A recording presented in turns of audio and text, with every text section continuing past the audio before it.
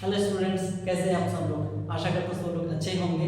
तो आज देखेंगे हम लोग कि इनकम टैक्स में जो व्यक्तियों के कर दायित्व चैप्टर है उनके जो एक्सरसाइज क्वेश्चन है उसका फर्स्ट नंबर क्वेश्चन देखेंगे आज। और आपको बेहतरीन से समझाएंगे कि जो उसमें कटौती देना है उस कटौती को किस प्रकार से देना है, उसके बाद कटौती देने के बाद जो आयकर की गणना करना पड़ता है वो किस तरीके से करेंगे, उसमें जो पूंजी लाभ है उसमें किस प्रकार से आयकर लगेगा अलग से, जो आकस्मिक आय होते हैं उस आकस्मिक आय पर अलग से कैसे कर लगेगा।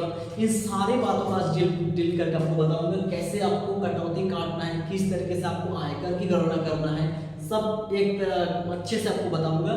तो देखिए क्वेश्चन कुछ इस प्रकार से है। हमारा जो व्यक्तियों की कर दायित्व का क्वेश्चन है वो चैप्टर का फर्स्ट नंबर एक्सरसाइज का क्वेश्चन है यहाँ पे कि एक करदाता के आय का निम्न विवरण से आपको कर निर्धारण वर्ष 2020-21 के लिए शुद्ध कर दायित्व की गणना कीजिए। देखिए यहाँ पे मेन जो टॉपिक है वो क्या बोल रहा है क्वेश्चन कि शुद्ध कर दायित्व की गणना कीजिए। देखिए यहाँ पे कभी कभी क्वेश्चन आपको पूछेंगे कि कर दायित्व की गणना कीजिए, कभी आपको पूछेंगे कि शुद्ध कर दायित्व की गणना कीजिए। जब आपको कर दायित्व की गणना करने बोलेंगे या फिर सिर्फ सकल कर दायित्व की गणना करने बोलेंगे, इस केस में आपको करना क्या है कि कुल आय में से यहाँ पे आपको सकल कुल आय निकालना है, सकल कुल आय में से कटौती देना है 86 से 80 तक की कटौतियां। उसके बाद जो कुल आय निकलेगा उसमें से आयकर निकालना है, आयकर निकल के वहीं पे रख देना है। उसके बाद टीडीएस उसमें नहीं काटना है यदि सकल कर दायित्व की गणना करने बोले तो।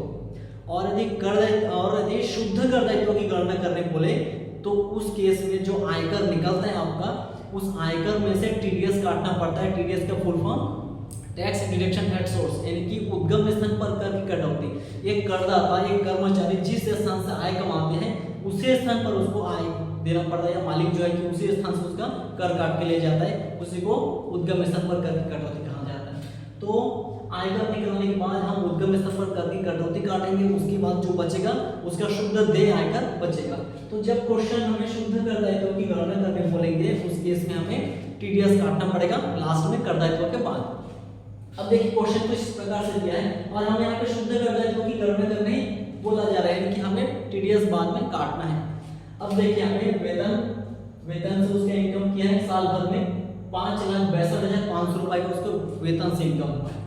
सेकेंड नंबर महंगाई भत्ता उसको मिला है 1,22,000 रुपए का। उसके बाद मकान संपत्ति का किराया मिला उसको 50। अब देखिए यहाँ पे केस क्या है, जो वेतन था और जो महंगाई भत्ता है दोनों पॉइंट मिलकर कहाँ चले जाएगा, वेतन शीर्षक में कर रुपया में चला जाएगा।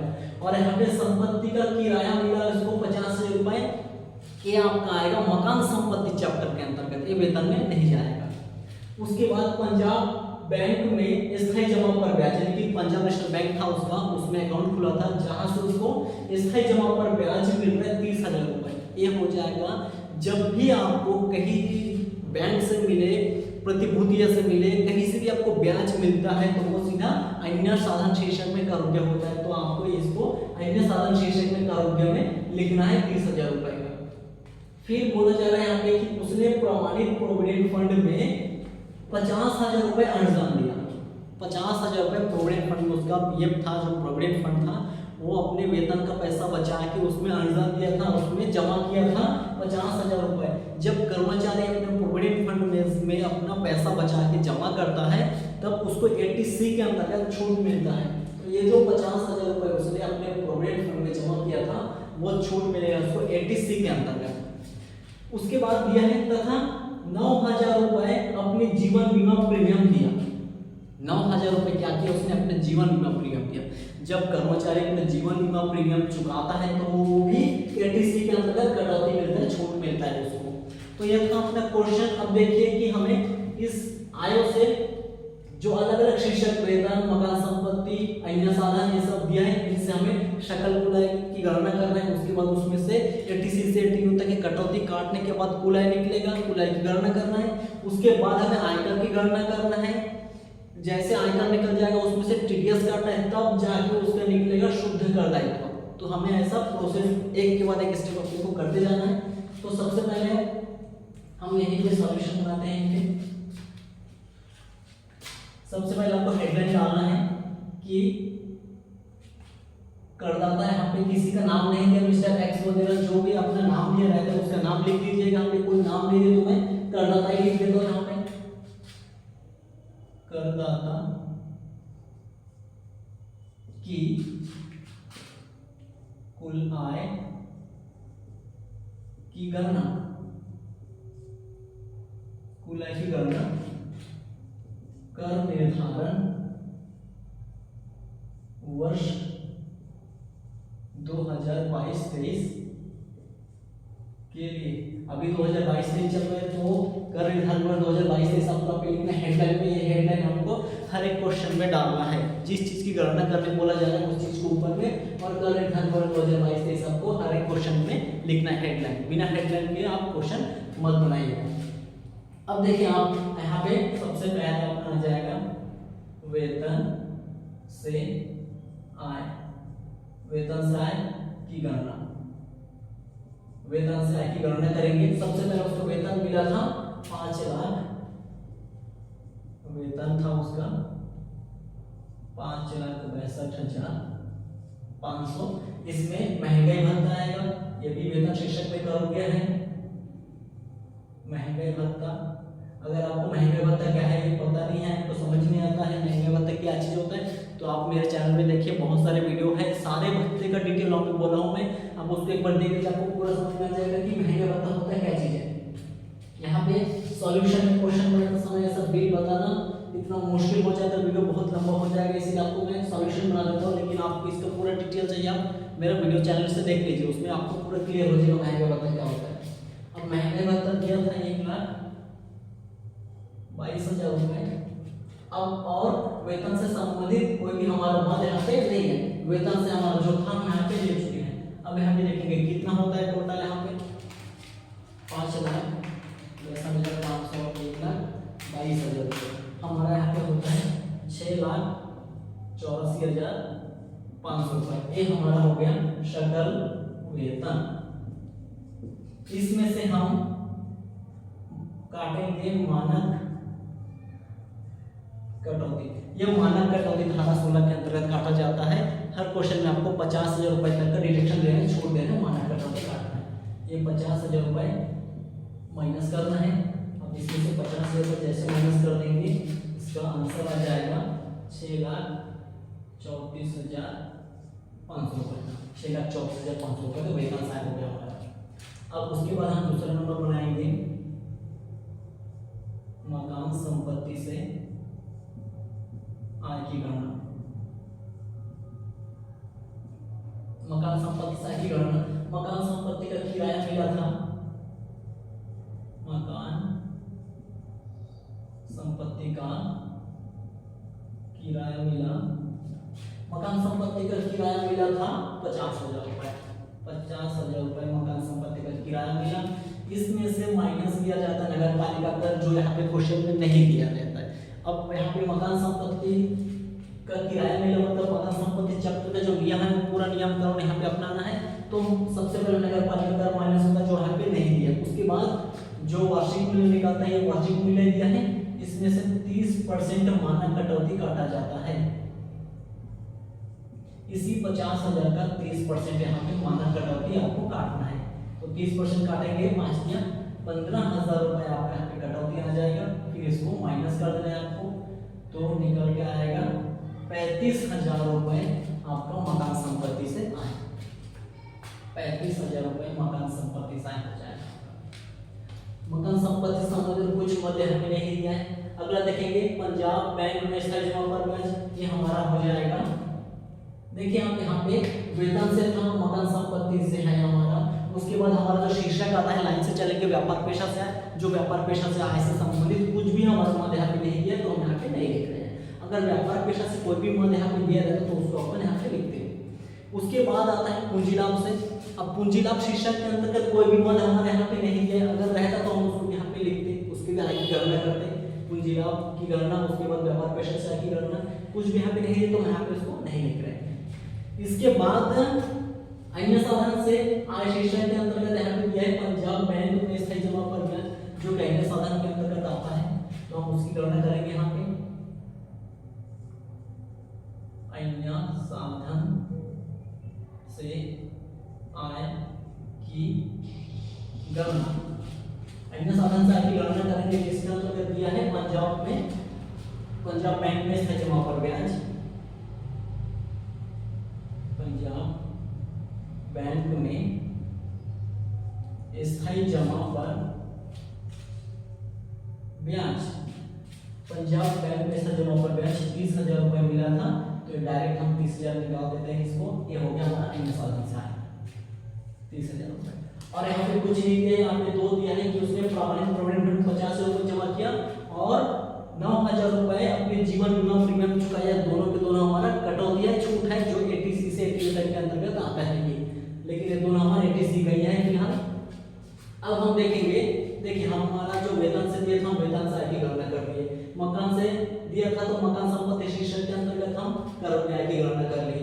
उसके बाद व्यापार पेशा नहीं दिए थे, पूंजी लाभ से नहीं दिए थे, अन्य साधन से दिया था तो अन्य साधन शीर्षक के अंतर्गत हम आय की गणना यहाँ पे कर दिए, हो गया। अब हम तीनों को जोड़ेंगे, तीनों को जोड़ेंगे तो हमारा जो निकलेगा इसको बोलेंगे हम सकल कुल आय, सकल कुल आय, इसको बोलेंगे सकल कुल आय। तो सकल कुल आय कितना निकलेगा, 6,34,500 प्लस 35,000 रुपए प्लस 30,000 रुपए, टोटल आएगा 6,99,500 रुपए का, 6,99,500 रुपए, ये हमारा सकल कुल आय। इसमें से हमें कटौती देना है धारा 80C में कटौती, धारा 80C में कटौती कौन कौन सा है, सबसे पहला हमारा प्रामाणिक प्रोविडेंट फंड में जमा 50,000 का, फिर जीवन बीमा प्रीमियम में 9,000 का, तो यहाँ पे लिख देते हैं प्रामाणिक प्रोविडेंट फंड में जमा, कितना जमा किए थे 50,000 रुपए, तो ये 50,000 रुपए को कटौती मिलेगी। उसके बाद जीवन बीमा प्रीमियम, जीवन बीमा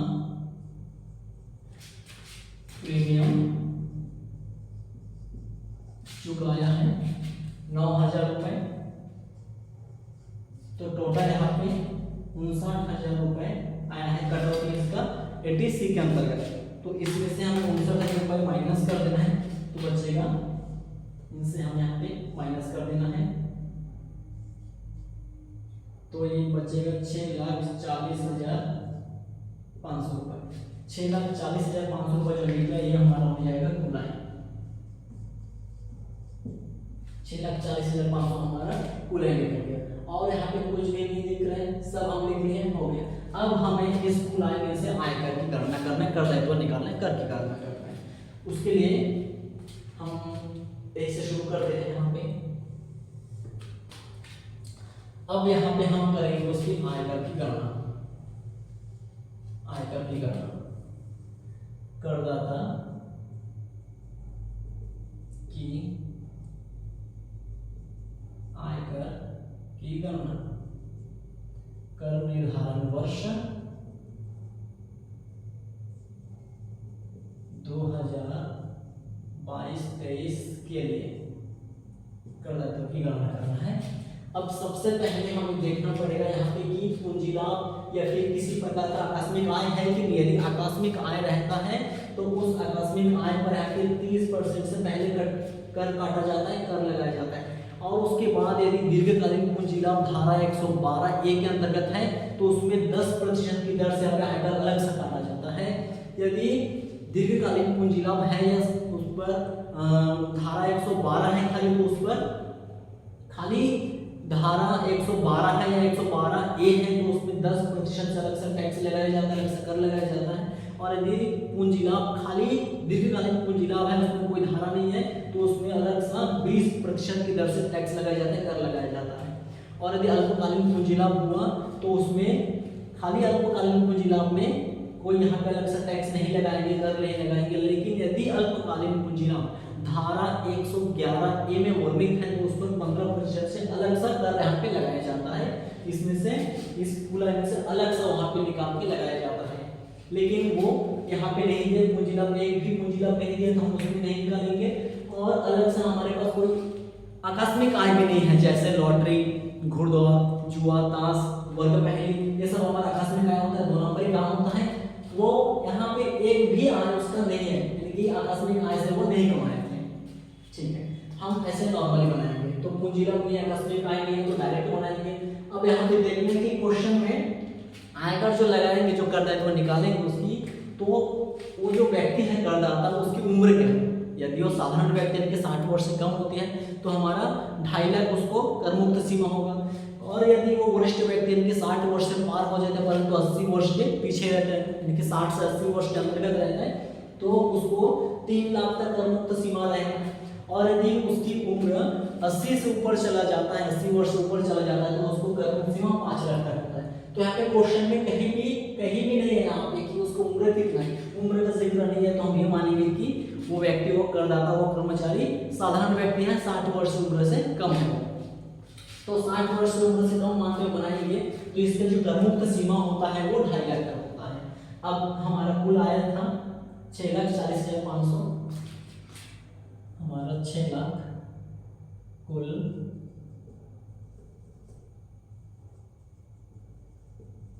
आय 6,40,500 रुपए पर आयकर की गणना ऐसा हम लिखिए। अब यहाँ पे आयकर की गणना कर रहे हैं। सर्वप्रथम 2.5 लाख पर कर मुक्त कर नहीं लगता है। 2.5 लाख तक कर मुक्त है क्योंकि ये व्यक्ति साधारण व्यक्ति 60 वर्ष उम्र से कम है, तो इसको छूट मिलेगा, 2.5 लाख तक कर मुक्त है। अब हमारा 6,40,500 में से 2.5 लाख चला गया। अब 6,40,500 में से 2.5 लाख चला गया, कितना बचा? 3,90,500 बचा। 3,90,500 में से अगला 2.5 लाख पर 5% से आयकर लगता है, तो 2.5 लाख पर 5% काटेंगे तो 12,500 आता है यहाँ पे। और उसके बाद ये 2.5 लाख रुपए फिर इससे घटा देंगे, यानी कि 6,40,500 में से 2.5 लाख 5 लाख चला जाएगा, तो बचेगा अगला या शेष जो भी हमें बचा है, शेष 1,40,500 रुपए बचा है। इस पर 20% से सरकार को टैक्स देना पड़ेगा, तो 20% अगर इसमें से काटेंगे 20% 28,100 रुपए आता है, 28,100 रुपए आता है। अब यहाँ पे कुल कर देखेंगे कितना होता है। कुल कर 12,500 और 28,100, 28,100 12,500 देखेंगे तो 40,600 रुपए हमारा कुल आयकर होता है। अब इसमें से हमें यहाँ पे प्लस करना है अधिभार। देखिए अधिभार का ऐसा कैसा है, अधिभार हम तभी लगाते हैं जब हमारा कुल आय 50 लाख से ज्यादा हो जाता है। हमारा कुल आय 6,40,500, ये 50 लाख से बहुत ही कम है, तो हम यहाँ पे अधिभार नहीं लगा सकते, अधिभार को नील कर देना पड़ेगा। तो अधिभार हम यहाँ पे कर देते हैं नील, तो वही 40,600 रुपये उतर जाएगा आपके नीचे।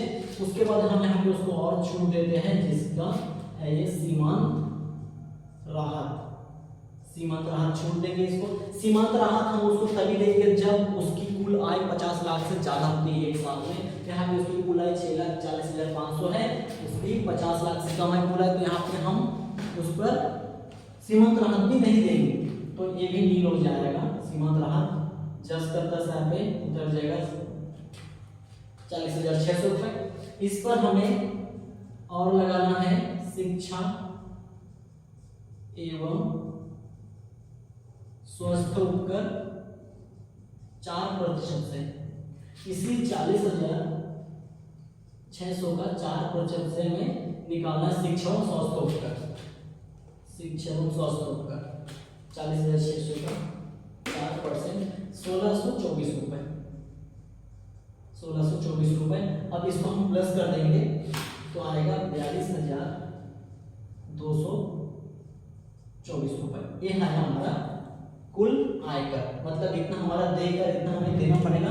लेकिन यहाँ पे क्वेश्चन बोला था शुद्ध कर दायित्व की गणना कीजिए। ये जो हमारा कर निकला ये हमें सरकार को देना पड़ेगा, ठीक है, लेकिन ये हमारा शुद्ध कर दायित्व नहीं है, ये हमारा सकल कर दायित्व है, क्योंकि हम अभी तक उद्गम स्थान पर कर की कटौती नहीं काटे, टीडीएस नहीं काटे, इसीलिए ये जो कर निकला है हमारा शुद्ध कर दायित्व नहीं है, सकल कर दायित्व है। अब हमें इसमें से काटना पड़ेगा टीडीएस। टीडीएस को हम जैसे काट देंगे तब निकलेगा हमारा शुद्ध कर दायित्व। इसमें से हमें माइनस करना है टीडीएस। टीडीएस मतलब टैक्स डिडक्शन एट सोर्स, जिसका हम हिंदी में बोल सकते हैं उद्गम स्थान पर कर की कटौती। तो उद्गम स्थान पर कर की कटौती यहाँ पे काटेंगे हम लोग। उद्गम स्थान पर कर की कटौती काटेंगे, कैसे काटेंगे? हमें यहाँ पे उद्गम स्थान पर कर की कटौती है कि देखिए बैंक में स्थायी जमा पर ब्याज, ये अगर 30,000 रुपये दिया है, यदि स्थायी जमा पर ब्याज 40,000 रुपये से ज्यादा होती है तभी उस पर टीडीएस काटा जाता है। लेकिन यहाँ पे फिलहाल 40,000 रुपये से कम है, 30,000 रुपये है, तो हम इस पर टीडीएस नहीं काट सकते। इसकी बात गई है संपत्ति कर किराया नहीं कटेगा इसमें। वेतन देखिए यहाँ पे वेतन में अब हम टीडीएस काटेंगे। देखिए होता क्या चीज है, जब एक मालिक अपने कर्मचारी को यानी कि नियोक्ता अपने कर्मचारी को वेतन देता है तो जो नियोक्ता होता है उसका पूरा दायित्व बनता है कि अपने कर्मचारी को जो वेतन देता है वो टीडीएस काटने के बाद ही पेमेंट करे उसको। अगर नहीं करता है तो उसकी गलती है, लेकिन टीडीएस काट के करना चाहिए, पेमेंट देना चाहिए, उसको वेतन देना चाहिए। तो यहाँ पे हम उसको टीडीएस काटेंगे उसके वेतन का। अब वेतन का टीडीएस काटने के लिए करना क्या पड़ेगा अपने को? यहाँ पे मैं लिख देता हूँ, वेतन पर टीडीएस की गणना, टीडीएस निकालते हैं, टीडीएस की गणना। अब टीडीएस कैसे निकालेंगे? हमारा वेतन क्या था? हमारा वेतन से आए, वेतन से करेंगे 6,34,500 निकला था, 6,34,500 निकला था। इसमें से हमें घटाना है एटीसी में कटौती। एटीसी में हम कौन सा कटौती दिए थे? एटीसी में प्रमाणित प्रोविडेंट फंड में 50,000 रुपए का अनुदान दिया था कर्मचारी, वो कटौती दिए थे। और दिए थे कि उसने 9,000 रुपए अपने जीवन बीमा प्रीमियम को चुकाया था, वो भी कटौती दिए थे। तो यहाँ पे कटौती देंगे प्रोविडेंट फंड में जमा 50,000 रुपए का कटौती और जीवन बीमा प्रीमियम का 9,000 रुपए, टोटल 59,000 रुपए का कटौती यहाँ पे दिया जाएगा इसको। अब 6,34,500 में से 59,000 रुपए का कटौती देंगे तो बचेगा 5,75,500 रुपए का। यानी कि हम इसको फिलहाल शकलपुर आय में, शकलपुर आय में से टीसी से टीयू तक के सारे कटौती हम काट दिए। काटने के बाद ये हमारा फिलहाल कुल आय निकला है। टीडीएस की गणना करने के लिए फिलहाल हमारा कुल आय निकला है, इसमें हम टीडीएस की गणना करेंगे। वो कैसे करेंगे? हम इस पर आयकर निकालेंगे, तरीके से आयकर निकालेंगे, वही इसका टीडीएस हो जाएगा। अब 5,75,500 का इसमें से सबसे पहला प्रथम 2.5 लाख हो जाएगा कर मुक्त। उसके बाद अगला 2.5 लाख पर 5% से आयकर लगाना है। अगला 2.5 लाख पर, तो अगला 2.5 लाख पर 5% से आयकर लगाएंगे तो 12,500 आएगा। उसके बाद अगला कितना बचा है? 5,75,500 में से 2.5 5 लाख चला गया यहाँ पे, तो बचेगा 75,000। अगला 75,500 बचा है, इस पर 20% से आयकर लगाना है। 75,500 में अगर हम 20% आयकर लगाएंगे, काटेंगे तो 15,100 रुपए आ रहा। अब हमारा कुल आयकर कितना निकला वहां पे? 15,100 प्लस 12,500 रुपए, 12,500।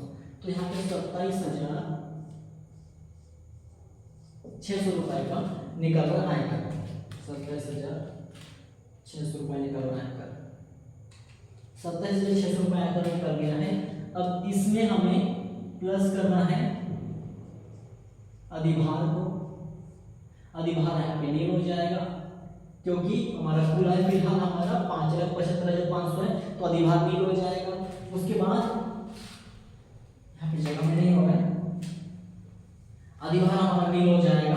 सीमांतरांक हम वो भी नहीं लगा सकते क्योंकि हमारी कुल आय 5,75,500 है, 50 लाख से कम है, इसमें सीमांतरांक हम यहाँ पे नहीं लगा सकते हैं।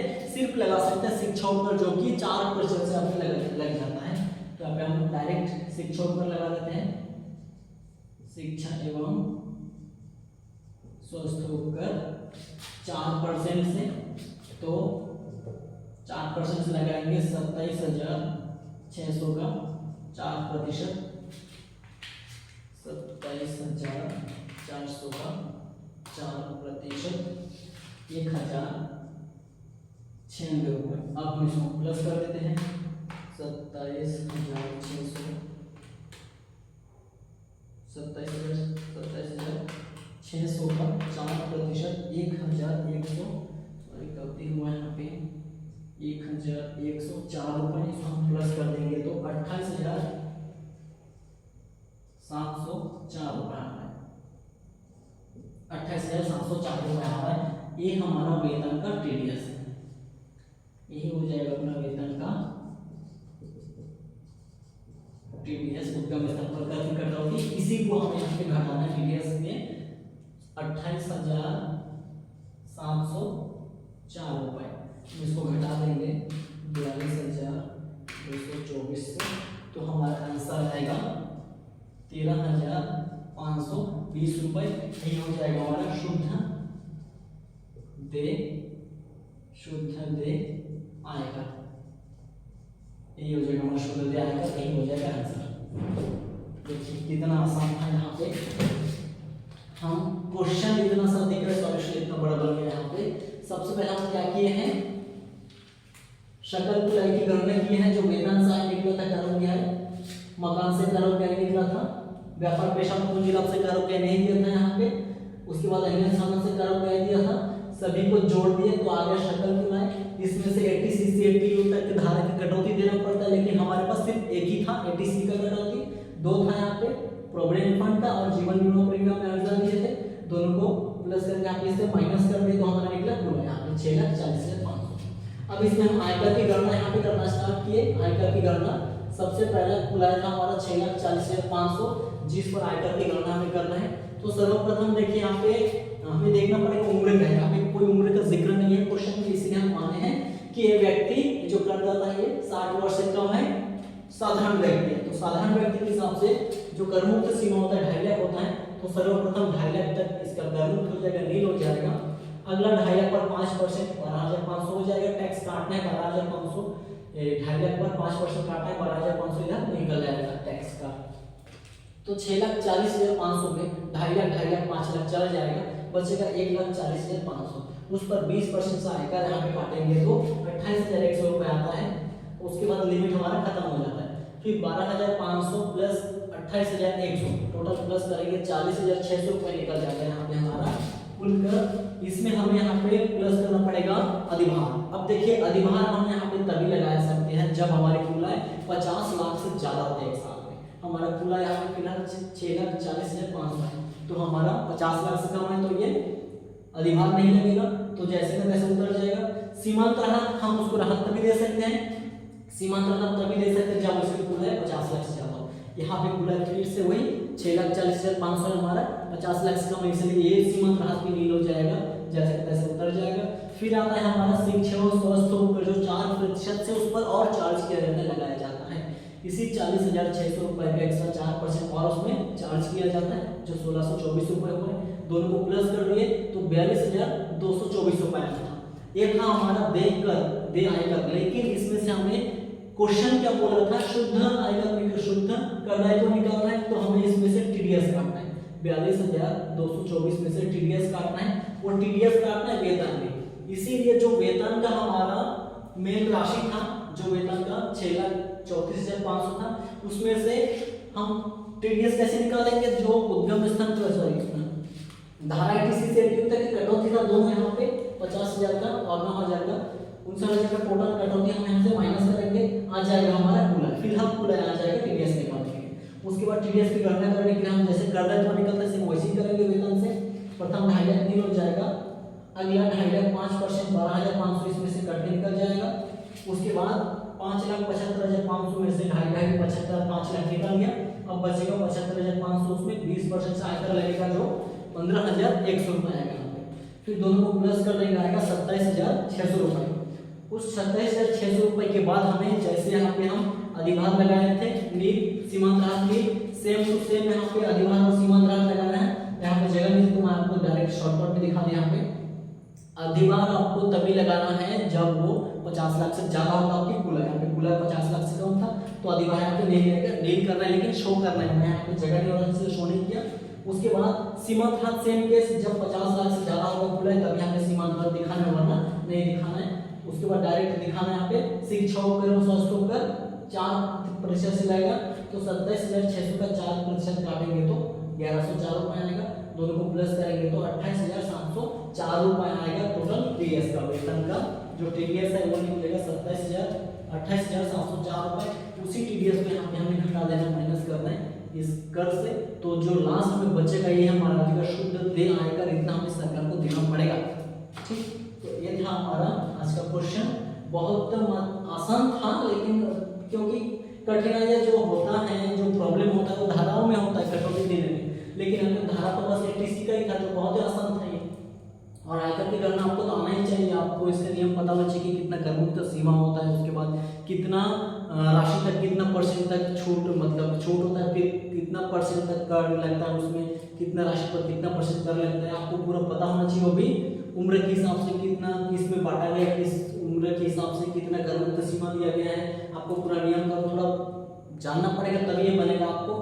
और बहुत सरल है ये सॉल्यूशन। अगर आपको इसमें कुछ डाउट लगता है, समझ नहीं आता है तो कमेंट बॉक्स में आप ही के पूछिए, मेरे से दोबारा पूछिए, मैं फिर से आपको बताने की कोशिश करूंगा। और रोज एक वीडियो यहाँ पे अपलोड होगा इनकम टैक्स गुरुजी चैनल में। आप सब्सक्राइब करके बेल आइकन दबा के ऑल करके सेट करके रख लीजिए।